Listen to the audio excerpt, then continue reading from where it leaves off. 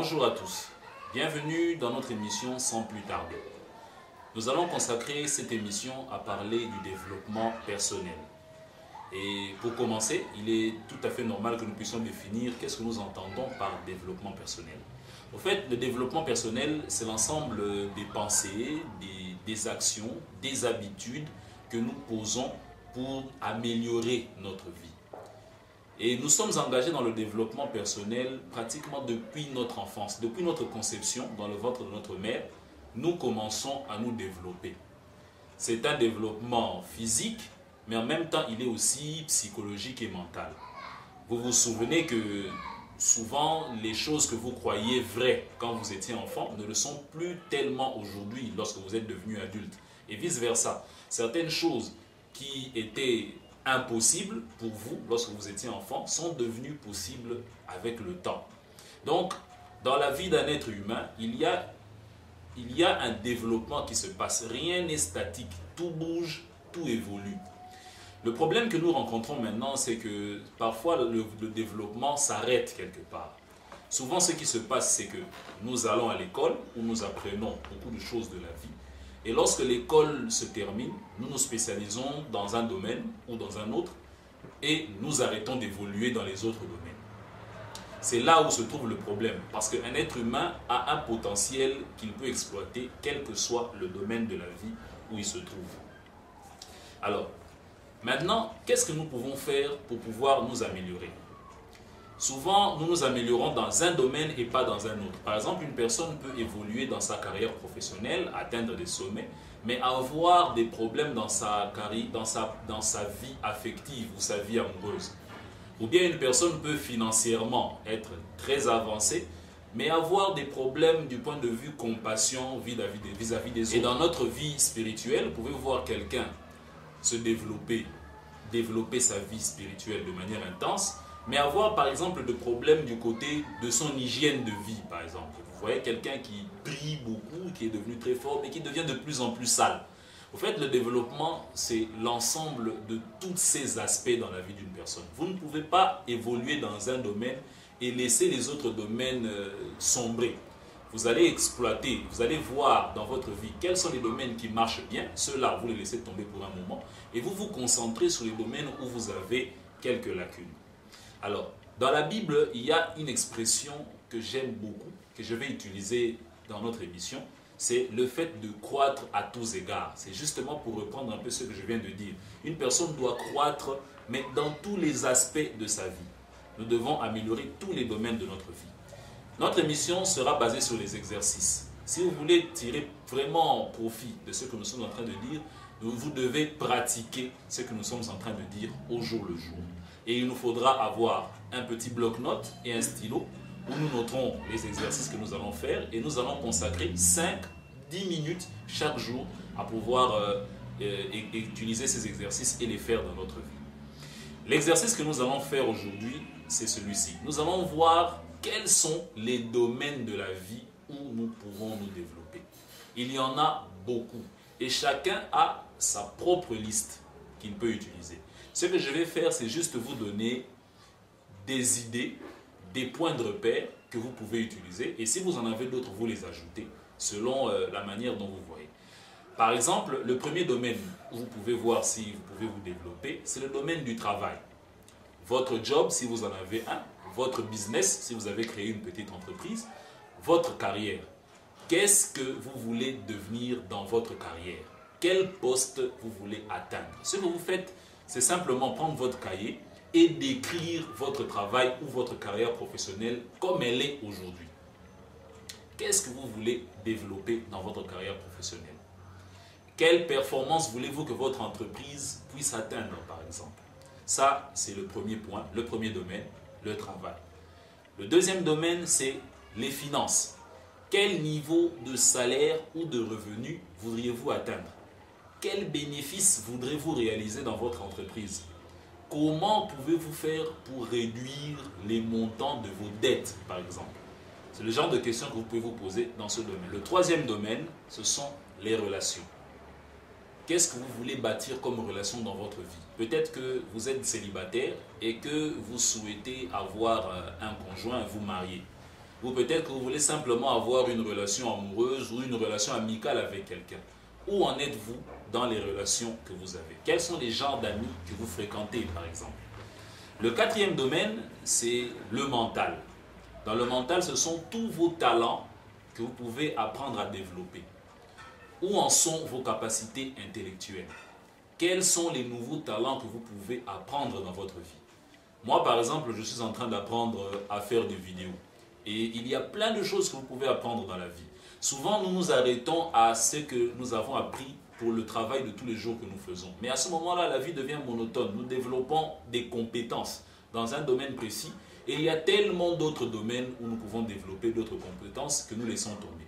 Or, nous sommes vivants pour pouvoir jouir le plus possible de ce que la vie nous donne et aussi jouir le plus possible de tous les talents que nous pouvons avoir enfouis en nous. Donc, du côté du mental, essayez de voir quelles sont les compétences que vous pouvez améliorer. Combien de livres, par exemple, êtes-vous capable de lire en un mois? Peut-être que vous pouvez en lire plus. Est-ce que vous êtes capable d'apprendre un nouveau métier, par exemple? Jusqu'où peut aller l'étendue de vos connaissances générales dans tous les domaines? Suivez-vous des documentaires? Voilà un peu ce que nous disons du côté du mental. Un autre domaine où nous pouvons apprendre à nous développer, c'est le domaine social. Quelles relations, par exemple, entretenez-vous avec vos collègues de travail? Est-ce que vous appartenez à des mutuelles? Est-ce que vous êtes en bon terme avec vos voisins ou les gens qui habitent avec vous sur la même avenue? Du côté du social aussi, il y a beaucoup de choses à développer. Peut-être que vous êtes quelqu'un de très solitaire qui ne partagez pas avec les gens. Vous allez peut-être apprendre à vous ouvrir aux autres, apprendre à saluer les gens et à vous faire des amis. Il y en a qui ont des difficultés de ce côté-là. Un autre domaine, c'est le caractère. Comment se développe votre caractère? Votre discipline, par exemple. Êtes-vous discipliné? Est-ce que vous êtes de nature, vous êtes naturellement optimiste ou pessimiste? C'est à vous de voir. Comment se développe votre courage, votre sens des responsabilités, votre honnêteté? Tout ça, c'est dans votre caractère et ça fait aussi partie des choses que vous pouvez apprendre à développer. Un autre domaine où vous pouvez apprendre à vous développer, c'est la religion, par exemple. Où en sont vos pratiques religieuses? Vos prières, est-ce qu'elles sont plus efficaces aujourd'hui? Avez-vous trouvé votre place dans l'univers? Savez-vous exactement pourquoi vous êtes sur cette terre? Connaissez-vous déjà votre mission sur cette terre?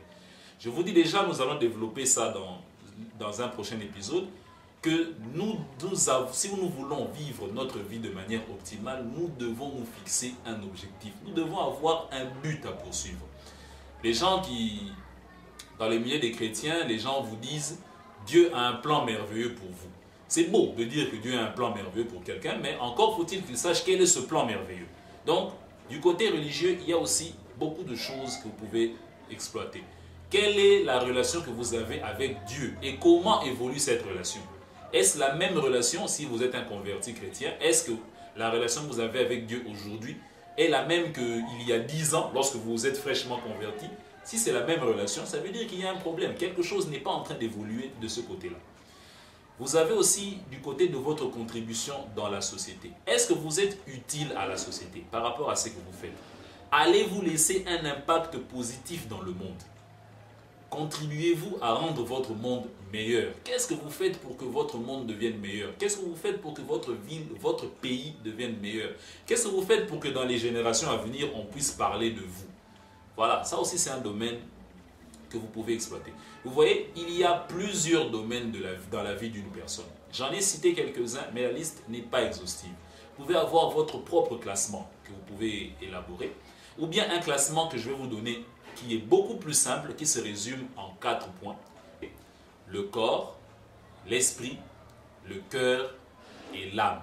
Ces 4 domaines sont beaucoup plus simplifiés que tous les autres que je viens de citer, mais ils peuvent aussi vous aider à parcourir toute votre vie, tous les domaines de votre vie, tous les aspects de votre vie. Commençons par le corps. Le corps, c'est la manière dont vous prenez soin de votre corps. Quelles sont vos habitudes alimentaires, par exemple? Est-ce que vous faites du sport? Est-ce que vous dormez suffisamment? Est-ce que vous abusez de l'alcool, de la drogue, du sexe ou de toutes sortes d'habitudes néfastes? Comment gérez-vous votre corps au quotidien? Est-ce que vous gagnez suffisamment d'argent pour prendre soin de votre corps? Parce que le fait de gagner de l'argent est aussi important pour le corps. Parce qu'une personne qui gagne bien sa vie a les moyens de prendre soin de son corps par rapport à une personne qui vit dans la misère, par exemple. Donc tout ça, ça fait partie du corps. Nous avons le cœur. Dans le cœur, il y a les sentiments, vos relations avec les gens, vos relations avec votre famille, vos relations avec votre conjoint. Mais il n'y a pas que les relations, il y a aussi ce que vous aimez dans la vie. Est-ce que vous aimez la personne que vous êtes? Est-ce que vous aimez ce que vous faites? Est-ce que vous aimez l'endroit où vous vivez? Et s'il y a des choses dans votre vie que vous n'aimez pas, qu'est-ce que vous faites pour pouvoir changer ces choses-là? La troisième partie, le troisième domaine, c'est l'esprit. Et dans l'esprit, je dis ce que j'ai dit sur les compétences. Quelles sont les compétences? Quels sont les talents que vous avez et comment vous faites pour les développer? Est-ce qu'il existe un domaine dans votre vie où vous êtes un spécialiste? Est-ce que vous êtes ouvert à apprendre de nouvelles choses? Je connais des gens, par exemple, qui, arrivés à l'âge de 50 ans, veulent encore apprendre l'informatique, veulent encore apprendre un nouveau métier, veulent encore apprendre beaucoup de choses. Mais il y a d'autres qui vieillissent avec le temps, qui ne vieillissent pas seulement avec leur corps, mais aussi avec leur esprit. Ils se disent à l'âge où je suis, je ne peux plus rien apprendre de nouveau. Ça, c'est plutôt une erreur. Vous pouvez toujours développer votre esprit. Et dernièrement, c'est l'âme. C'est là que je parle de la religion. C'est là, je n'aime pas trop utiliser le terme religion, je préfère utiliser le terme spirituel. Ce n'est pas l'esprit, mais c'est l'âme. Votre mission sur terre, si vous en avez une. Et qu'est-ce qui vous empêche d'en avoir une si vous n'en avez pas? Voilà un peu ce qui tourne autour de l'âme. Donc, avec ces concepts que je viens de donner, vous pouvez prendre votre cahier et mettre par écrit toutes ces choses pour pouvoir voir où vous en êtes. Au fait, maintenant, ce que je vais vous dire, c'est pourquoi nous voulons nous développer. Je l'ai dit en début d'émission, si vous avez suivi, nous voulons nous développer parce que chacun d'entre nous, lorsque nous naissons, nous avons des compétences qui sont enfouies. Nous avons des talents qui sont enfouis à l'intérieur de nous-mêmes. Et ce serait dommage de vivre sa vie sans avoir pu exploiter aucun de ces talents-là. Il serait beaucoup plus intéressant de voir quels sont les talents, quels sont les domaines où nous pouvons nous développer, quel potentiel nous pouvons atteindre. Avoir un potentiel, c'est bien. Comme on le dit chez nous, la RDC est un pays potentiellement riche. L'être humain est un être potentiellement riche. Mais la plupart d'entre nous n'utilisent pas ce potentiel. Avec tous les domaines que nous venons de voir, nous pouvons utiliser ce potentiel. Concrètement, il y a 3 étapes pour se développer personnellement. Quel que soit le domaine que vous voulez cibler, le domaine où vous êtes en baisse, il y a 3 principales étapes. Et ce sont les 3 étapes que nous allons exploiter dans les prochaines émissions. La première étape, c'est que nous devons savoir exactement où nous sommes et où nous voulons aller dans ce domaine.